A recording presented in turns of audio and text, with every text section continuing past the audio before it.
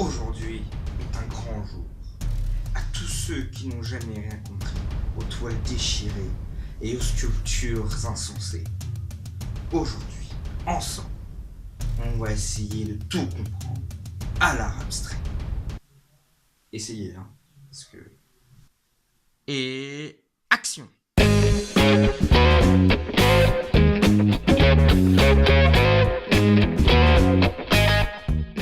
Respirez un bon coup, gardez votre calme et tout va bien se passer. Avant tout, il faut discerner deux choses, l'art et l'artisanat. Alors, il faut faire très simple au début pour pas trop se prendre la tête. L'art, c'est beau. Oui, je sais, c'est un crime de dire ça artistiquement parlant, mais chaque chose en son temps. Et l'artisanat doit être beau et utile. Je prends un exemple. Le violon, c'est beau et on peut l'utiliser pour jouer de la musique. C'est de l'artisanat. Un Monet, c'est beau, mais on ne peut pas l'utiliser au quotidien. C'est de l'art. Qu'est-ce que la beauté? Rimbaud disait « Un soir, j'ai assise la beauté sur mes genoux, je l'ai trouvée amère, je l'ai injuriée. » Par là, Rimbaud, il veut juste dire que, en fait, la beauté, ça peut dépendre des gens, et que si moi je trouve quelque chose de joli, vous le trouverez peut-être moche. Et inversement, la beauté c'est quelque chose de très subjectif et personne ne peut vraiment le définir. Et ça, c'est très important quand on parle d'art abstrait. L'art n'est pas forcément beau. Ah, tu m'as fait peur. Oui, donc voilà, tu comprends maintenant. Il faut juste attendre, les infos viennent, mais chaque chose en son temps. Les gens confondent souvent ça. L'art abstrait, l'art contemporain, l'art moderne et l'art conceptuel. Alors juste pour être très clair, ça n'a rien à voir. L'art moderne, plus précisément l'époque moderne, c'est une époque, c'est une période. C'est juste une question de temps qui s'étend de 1870 à 1950. Dans cette période, on a pu voir apparaître différents courants. Bon, tout ça, on en reparlera. Hein. Différents courants comme le fauvisme ou l'impressionnisme. L'art contemporain, c'est aussi une période la plus récente dans l'histoire de l'art. Elle s'étend de 1945 à nos jours. Ok, mais t'as dit l'art moderne, ça finit en 1950. Et l'art contemporain, ça commence en 45. Donc 45-50, ça va pas. Il y a un problème. Ça peut pas être en même temps. Si, mais dans ce cas-là, on parle d'une transition. Et une transition, c'est quand deux époques artistiques se chevauchent. Et souvent, à ce moment-là, c'est qu'il y a eu un grand changement dans le monde. Par exemple, là, il y a eu entre l'époque moderne et l'art contemporain les deux guerres mondiales. L'art conceptuel, là, pour le coup, c'est un mouvement qui appartient à l'art contemporain, puisqu'il s'inscrit en 1960, à peu près, hein. Et donc 1960, c'est après 1945. Et c'est pas non plus dans la transition, puisque c'est après 1950. C'est pas très compliqué finalement, mais il faut juste un peu prendre ses repères. Mais revenons à l'art abstrait. L'art abstrait est un art qui refuse tout lien à la réalité. L'œuvre est donc basée sur l'absence totale de forme naturelle. L'art abstrait s'oppose radicalement à l'art figuratif. Alors, qu'est-ce que c'est l'art figuratif? On va prendre des exemples très concrets. Si je peins un chat, vous reconnaissez que c'est un chat. Vous en voyez des chats, très souvent. Vous savez que ça existe, c'est une forme naturelle. Ça a une figure, c'est une figure. C'est pour ça qu'on parle d'art figuratif. Alors que l'art abstrait fait abstraction de toutes ces formes naturelles, donc on oublie tout ce que nous, on reconnaît.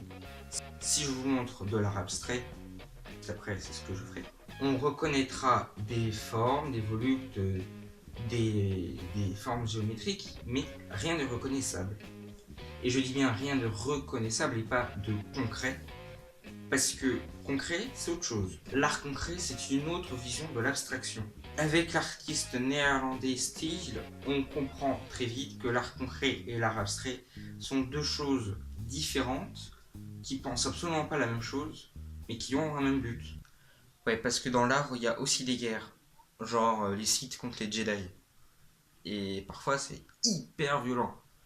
Et là, entre l'art abstrait et l'art concret, c'est chaud.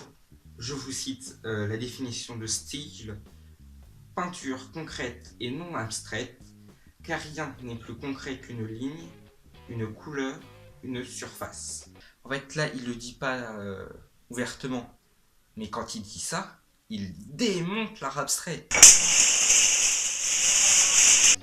Maintenant qu'on sait ce que c'est l'art abstrait, on va essayer de comprendre l'art abstrait. Oui, alors, respirez profondément, lâchez toutes vos émotions et ressentez. Alors oui, quand je dis ça, évidemment, je plaisante un peu, je fais ça un peu... Mais sérieusement, il faut arrêter de réfléchir, sinon on va pas comprendre. Pour mieux comprendre, on va faire un petit truc. Ça va être très simple. Je vous montre des peintures abstraites et vous allez faire attention à ce que vous ressentez. Je vous donne pas d'exemple parce que ça fausserait les résultats, mais des sentiments, quelque chose qu'on peut ressentir dans la vie de tous les jours. Voilà. Donc, je vous montre une peinture et je vous dis après le sentiment que l'humain ressentirait normalement.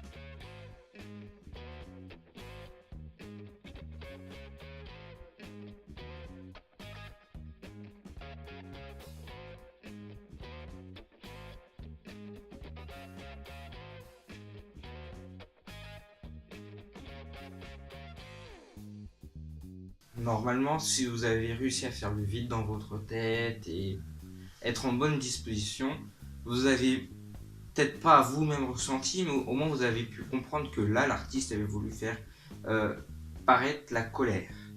Alors comment est-ce qu'il a fait? Il a utilisé des couleurs vives avec des traits très secs, très droits.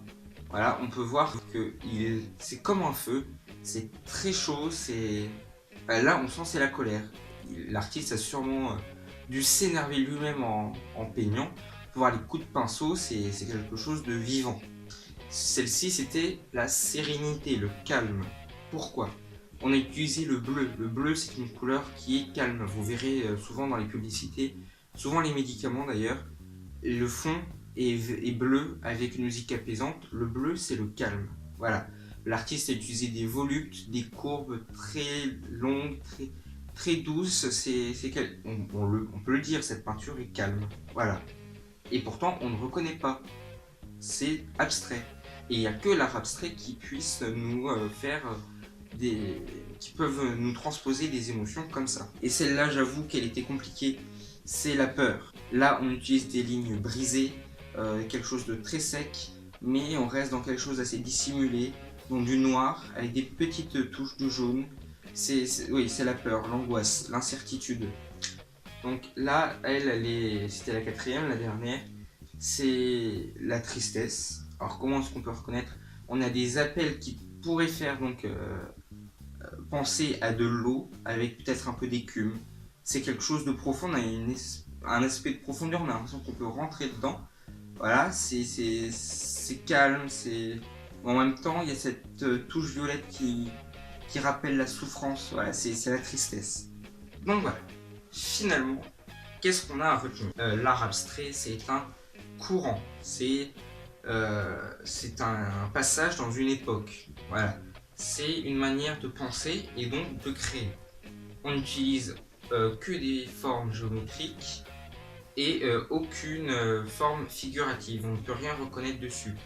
C'est absolument pas utile, ce n'est pas de l'artisanat. Alors, quand je vous dis que c'est pas utile, c'est faux. Parce que, Picasso, vous le direz, attention, hein, Picasso n'a pas fait d'abstrait. Oui, parce qu'on a l'impression que c'est abstrait. Non, c'est contemporain et cubiste. Hein, ce n'est pas abstrait. Picasso vous dirait que l'art, c'est une arme offensive et défensive contre l'ennemi. Hein, c'est l'une de ses citations. Picasso ne serait pas d'accord avec moi quand je vous dis ça. Et moi-même, au fond de moi, je ne suis pas d'accord quand je vous dis que ce n'est pas utile. L'art, c'est utile dans un sens où l'art nous fait réfléchir. Alors, ce n'est pas utile comme un luminaire de chez les Suédois. Ah, c'est juste psychologique. Ça aide à faire réfléchir, à prendre du recul sur soi-même. Voilà, c'est déjà la fin de ce premier art à thème, c'était sur l'art abstrait. J'espère que vous avez compris, que vous pourrez réutiliser tout ça devant la télé, dans un musée, une galerie, une salle de vente aux enchères, dans la rue. Oui, je vous ai parlé que de peinture, voilà, mais ça existe aussi sous d'autres formes, n'importe lesquelles. Bon, par exemple, il y a des sculptures, on en croise souvent dans la rue. Du moment que vous ne reconnaissez pas ce que c'est que c'est pas figuratif, et si c'est pas figuratif, il y a 80% de chances que ce soit abstrait. En gros, c'est ça. Abonnez-vous sur YouTube, comme ça, vous ratez plus aucun épisode et je suis content, et vous aussi. Sur Facebook et Twitter, comme ça vous avez plein d'infos en plus. Et on a la nouveauté, c'est le Padlet. Je vais en faire un évidemment pour celui-ci, pour les autres et pour les prochains. C'est quoi un Padlet? C'est un mur où je mets des photos, des textes, des vidéos, des liens, tout ce que vous voulez. Bah moi je vous dis à la prochaine.